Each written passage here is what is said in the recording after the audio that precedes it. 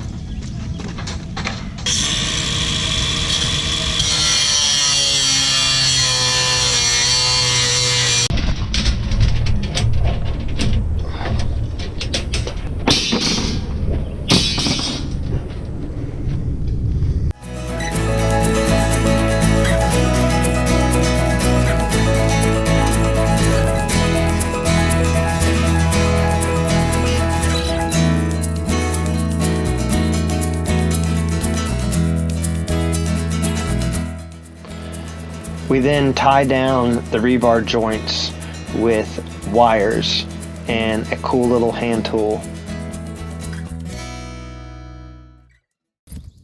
Alrighty, so we're using these little ties at each joint. If I can get them off here one-handed. But at every 18 inches, you tie this little guy around each one right here, and you just put this tool in through the two loops, turn it like a trailer, and it tightens it down, and that's kind of how you have this staying together.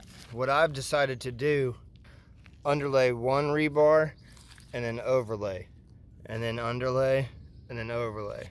I feel like that will keep this suspended and more strength. I'm just talking because I've never done this before.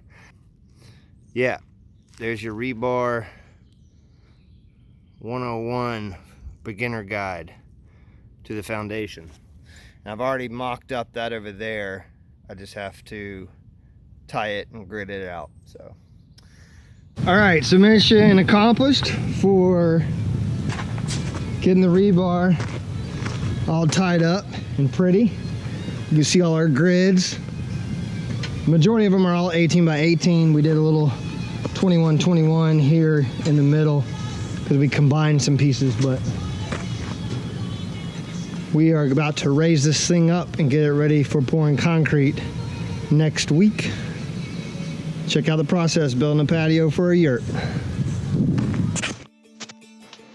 We then raised every other rebar up with 2-inch concrete blocks and wired those as well to leave the rebar lifted. As we pour concrete, it'll be in the center and give a firm foundation.